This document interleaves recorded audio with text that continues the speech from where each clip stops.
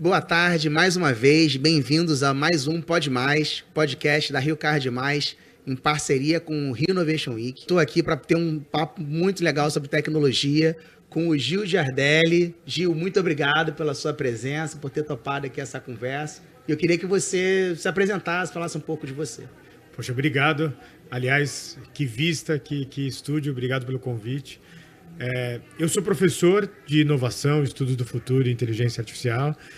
Participei agora do palco Sociedade 5.0, que é um novo conceito de cidades inteligentes, do uso da inteligência artificial. Sou um roboticista, eu trabalho com inúmeros robôs no nosso laboratório e com algoritmos complexos. Então, já estou, desde o começo, fundei empresas, vendi, quebrei as startups. Então, a gente está vivendo esse mundo da inovação realmente de perto, um presente da vida. Ah, que bom. A gente estava batendo um papinho antes aqui, né, da nossa live, e você comentou sobre tecnologia, fala de futuro e tal. Nossos clientes vão dos 6 anos até a aposentadoria. A gente pega desde a gratuidade escolar, população economicamente ativa e os sêniores. E aí você estava falando que a pessoa vai conseguir viver com longevidade 200 anos. Isso muda muito a forma de ver a sociedade, né? Como é que você acha que a população, como é que você acha que os governos vão se adaptar a essa nova população com mais vida, que vai conseguir chegar mais longe, né? Seja trabalhando, seja aposentado, enfim. Como você vê esse futuro com as pessoas vivendo mais? A gente está vivendo um momento de inflexão da sociedade. Se você pegar o que nós estamos falando de engenharia genômica, edição genômica, de computação quântica, já está entre nós pessoas que vão viver 200 anos com muita qualidade de vida.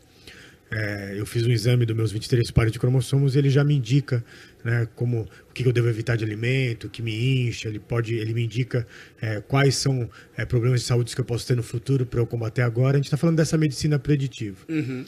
E aí, quando você mistura isso, você tem outros estudos que é chamado da biologia da bondade, liderada por 2 professoras, uma da Sapienza de Roma e outra de Harvard, que parece que foi retirado de uma palestra motivacional, mas a biologia da bondade mostra que ser generoso, ser grato, perdoar, faz você ter uma vida com qualidade de vida e longevidade. Então começa a se misturar processos que usam a supercomputação com processos também de cuidar da mente humana, né? E com isso já está entre nós, a gente já está vendo pessoas, né, cada geração que passa ela vive mais. Isso vai ter que mexer no que é o conceito da Rio Card, das cidades inteligentes. Já está provado que se você não tiver uma cidade inteligente, onde o transporte público seja eficiente, uma pessoa num carro, se ele passar mais de 20 minutos no trânsito, ele começa a perder qualidade de vida. Então, por isso que a gente está caminhando aí numa outra face da tecnologia do que a gente chama dessas cidades inteligentes, o Green Innovation, que seria a inovação verde. E aí o transporte público está no centro disso, porque esse conceito de todo mundo ter seu carro, todo mundo sair no mesmo horário, a gente está ficando em cidades que as ruas não têm saída. Verdade. Então, é uma série de fatores que a gente está evoluindo. E fica muito interessante ver, eu tenho o presente da vida de viajar pelo mundo e de ver como os carros estão perdendo, o carro particular está perdendo a posição, porque o século passado eram os carros, as estradas e essa era a economia. E agora as cidades são das pessoas. Sim, a cidade e o indivíduo, né, no centro ali das suas potências, das suas possibilidades, né? A gente, enquanto solução, né, de pagamento de passagem, a gente traz muitas possibilidades de integração, de pagamento de ônibus, de VLT, de metrô. Acho que isso está muito em consonância, né, com essa questão das cidades inteligentes, porque, como você disse, o transporte público ele faz parte. Né? Você pega um ônibus, por exemplo, quantos carros você tira da rua? Isso melhora a qualidade do ar, né? Isso melhora o tempo do trânsito, deslocamento. São muitas vantagens, né? Mas, ao mesmo tempo, a gente precisa também trabalhar as soluções, a mentalidade das pessoas, de entender que essa ainda é uma solução coletiva, mas que também ajuda o indivíduo, porque, muitas vezes, a pessoa pensa, não, vou ter o meu carro porque eu consigo chegar a hora que eu quero, e aí não entende que, por exemplo, menos carro na rua, o ônibus consegue chegar mais rápido, o trem, né, tem o metrô, tem a previsibilidade de você conseguir entender que se eu pegar tal carro, eu vou levar meia hora, mas vou ficar 10 esperando. Se eu pegar um ônibus, talvez eu espere um pouquinho mais no ponto, mas eu levo menos tempo, porque eu pego uma faixa exclusiva. Eu vejo que a tecnologia, ela também acaba ajudando nessas questões de previsibilidade. Acho que quanto mais você entender como usá-la no seu dia a dia, essas soluções inteligentes também ajudam no coletivo. Isso foi muito bacana que você disse. A empresa que mais investiu em transporte inteligente no mundo é uma empresa chinesa, e ela está desenvolvendo um tipo de um carro e também um ônibus, que ele tem a carroceria, mas, por exemplo, se ele tiver muito congestionado a ponte Rio-Niterói, desacopla e leva os passageiros através de um drone. Caramba. Já foram entregues os primeiros agora em julho. No meu Instagram tem lá os vídeos, né? Então você está vendo também a indústria se adaptando. E a carroceria, ela é um processo de economia circular, porque quando ela deixa para atravessar para Rio e Niterói, ela volta para um ponto para se abastecer, porque ele é totalmente elétrico. Uhum. Então, o mundo está numa evolução, e aí está se discutindo nessa área de tecnologia a última milha ser com drones individuais. Então, o mundo dos Jetsons já chegou. Como diz um antigo professor futurista, o futuro já chegou, só está mal distribuído. É verdade. Não, e você usou um exemplo bom, né, dos Jetsons, que a gente via o Sr. Spacely, que era o chefe do George Jetson, dando esporro nele, né, pela televisão, fazendo reunião, né, era uma coisa muito fora do comum, né? Eu sou da geração telefone com fio, fax, eu vivi tudo isso. E hoje, por exemplo, nossa loja, a pessoa não precisa ir para a loja para ser atendida por um funcionário de loja. Eu posso chamar numa videoconferência, faço lá uma telechamada, e a pessoa que está dentro da loja atende você, mas você é de casa, como uma videoconferência, né? Hoje você faz uma reunião, você faz, enfim, chegou de fato o futuro, ele está aí. E o que mais que você enxerga de coisas assim que parecem muito futuro dos Jetsons? O futuro dos Jetsons é o nosso presente, muito futuro mesmo, mas que já estão mais perto do que a gente imagina. Vou falar de dois tipos de empresas que já têm algumas startups, só está esperando a regulamentação. Duas delas, uma americana e uma europeia, já estão trabalhando na fronteira de vender memórias de pessoas que fossem acima da média. Então você vai poder, como comprar um produto, você vai falar assim, eu quero a memória do Silvio Santos ou do Walt Disney. Tem debates éticos ainda, mas você já está vivendo essa fronteira de vender memórias humanas para as outras. A lembrança do Silvio Santos, se eu quiser, eu posso guardar ela para mim. Posso comprar ela e tudo que ele...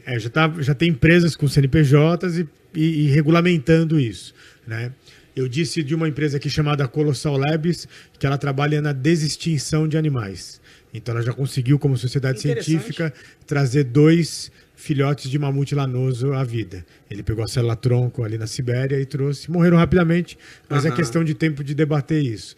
E a outra que tem mais nos impactando, só para fazer um pano de fundo, a primeira ligação de um telefone celular foi da Motorola, onde um pesquisador estava na sobreloja de um prédio da Motorola na Quinta Avenida em Nova York, e o outro pesquisador estava na calçada. E eles fizeram a primeira ligação. Dito isso, naquela época acharam que eles eram malucos, que nunca ia ter telefone celular. Nós já conseguimos, quando eu falo nós, é a sociedade científica, a desmaterializar um ratinho aqui e materializar ele logo pertinho. Teletransporte. Foi muito perto, mas você conseguiu. Claro que as primeiras tentativas ainda não ajustou, a orelha está no lugar do rabinho e tal, mas é questão de tempo da gente ter esse momento de desmaterialização e o teletransporte. O que eu digo nas minhas aulas é que tudo que foi falado em livros de ficção científica e tudo que apareceu em filmes de ficção científica estão acontecendo. O nosso debate é ético. Talvez essas empresas de venda de memória não vão para frente porque a sociedade, a humanidade decidiu isso. Não é legal, porque, puxa, você tira a vantagem das pessoas, a educação. Né? Mas a explosão da inteligência é exatamente isso. Um termo criado algumas décadas atrás que fala vai ter uma explosão de que tudo vai ser possível. O debate é ético. É verdade, porque se você parar para pensar, e aí entrando pro entretenimento, essas explorações, né, do uso de memória e tal, e chip, e esses debates éticos que estão acontecendo na sociedade, a gente já viu alguns episódios de Black Mirror, né? A desinextinção, que eu acabei de saber esse termo, nem sabia como é que era isso, a gente viu em Jurassic Park. É o momento do Jurassic Park. Né? A gente está vivendo realmente uma visão diferenciada de mundo.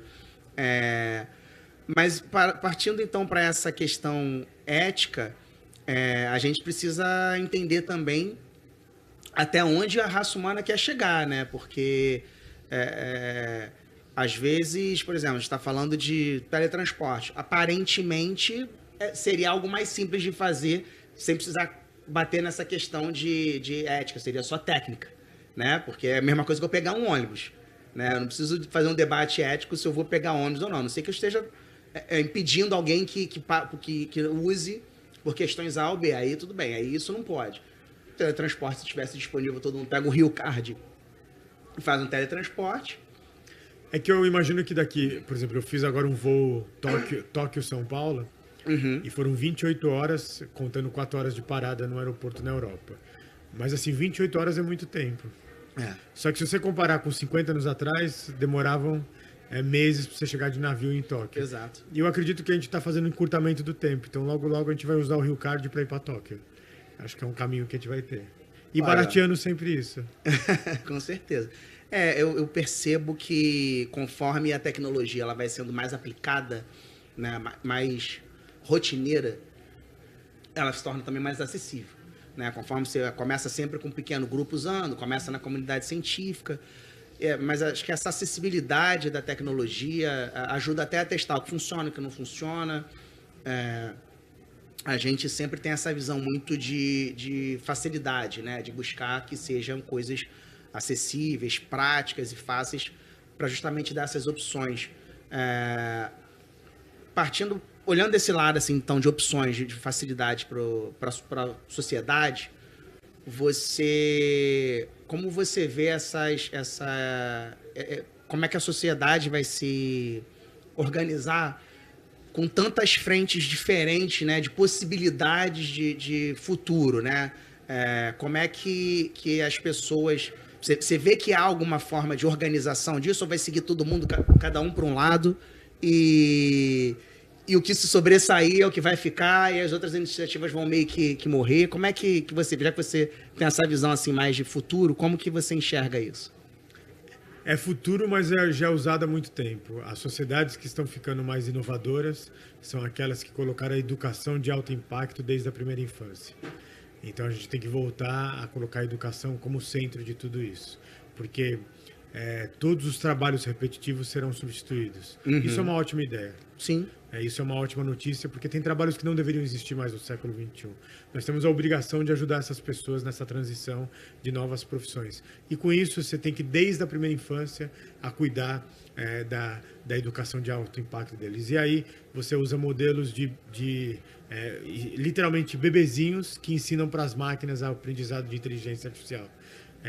O cérebro humano, os primeiros 1000 dias deles, é o machine learning mais potente do mundo. É disso que a gente está falando. Então, a gente tem que voltar como eram outras eras de a educação muito de alto impacto desde o bebezinho, né? Porque durante um tempo a gente achava que as crianças eram cadernos em brancos. E agora a gente tem certeza que é naquele momento de mostrar uma baía de Guanabara, de mostrar algo que faz conexões, que ela vai aprender cores, o que é o navio, e é assim que a gente ensina a máquina. Então, o futuro vai passar por a gente voltar de novo ao pacto da educação no centro de tudo. Eu não falo isso como professor aqui.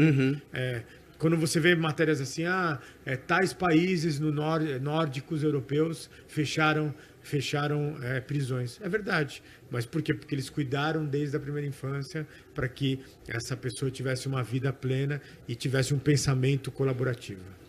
Bom, muito bom. Acho que é uma excelente forma de ver o futuro. A gente brincou aqui, falou de ficção científica, né? E a gente vê tanta ficção científica com uma pegada mais para baixo, né? São sempre distopias, são sempre, né, o uso da tecnologia, robô enfrentando humano, tecnologia para sobrepujar, e você traz de uma forma, uma visão para cima, né? De caminho. Eu sou um otimista racional baseado em dados. Já, eu acho que a gente vai viver isso e vai usar o Rio Card. Eu vou poder vão ter trens que vai chegar aqui em pouco tempo. Imagina o impacto econômico disso, de pessoas trabalharem e morarem no Rio, mas trabalhar em São Paulo ou vice-versa, ou no meio da onde vai passar os supertrens ali na Dutra. Isso traz um impacto financeiro. Com certeza. A economia do Japão cresceu muito por causa da colocação de trens balas. Então a gente já está trabalhando nesses projetos. Então daqui a um tempo vai ser fácil eu pegar um trem, em 40 minutos estar aqui no Rio de Janeiro e ver o Verdão vencer o Flamengo, o Botafogo. Não, vencer o Botafogo eu não quero, não. Mas é verdade. Isso que você falou, assim, a gente já tem uma integração na região metropolitana que já ajudou muito na empregabilidade de quem morava fora da capital. E aí você consegue explodir essa visão integrando estados, né? Trazendo pessoas, talvez, de cidades do interior que nem transporte público tem, porque é uma cidadezinha tão pequenininha que a pessoa vai de bicicleta, mas pega um super trem desse e vai trabalhar num grande centro. Que é o conceito das megalópolis, né? E essas megalópolis, que a China está fazendo muito, traz novos empregos, novas oportunidades. A integração, ela é fantástica. Eu acho que está se formando uma grande megalópole entre São Paulo e Rio, e isso vai ser benefício para todos. O coletivo é o poder transformador agora. É verdade. A gente está sempre pensando no coletivo, é bom trocar essa ideia. A gente está chegando no fim aqui do nosso papo. Queria muito continuar mais, porque, pelo visto, a gente ia conseguir pegar aqui várias referências aí de outras séries, só com as coisas que você está me dizendo que já estão acontecendo, né? Que não é nem viagem, são coisas já que já estão sendo estudadas. Queria te agradecer pelo seu tempo, pela conversa, e queria deixar esses minutos finais aí para você dar suas últimas palavras aí para o nosso público. Primeiro que é uma honra estar aqui, né, no Rio Innovation, aqui no Pode Mais. Falar, debater sobre cidades inteligentes, debater sobre esse mundo. Não sei se eu posso falar meu Instagram, pode? Pode, claro. Quem quiser saber mais, eu coloco ali dicas da inovação, da tecnologia. Então, @GilGiardelli no Instagram, no LinkedIn. Segue lá e obrigado pela oportunidade. Leia o meu livro, Pensando o Impensável, e tenho certeza, como não sendo poliano, mas um otimista racional, que a gente está vivendo a melhor época da humanidade. Adorei esse termo aí, um otimista racional. Eu acho que faz muito sentido. Faz muito sentido. Obrigado aí pela conversa. Obrigado. Já estou ansioso para integrar o meu RioCard aí no drone, no transporte coletivo por drone, no teletransporte. Acho que já a gente faz essa integração aí. E você que assistiu até agora, obrigado pela audiência. O conteúdo depois vai estar gravado no nosso canal de YouTube, no @RioCard+. E continue aqui que toda hora está entrando uma pessoa incrível para a gente bater um papo, então não perca as próximas conversas aqui no Pode Mais. Obrigado, Gil. Obrigado, uma honra.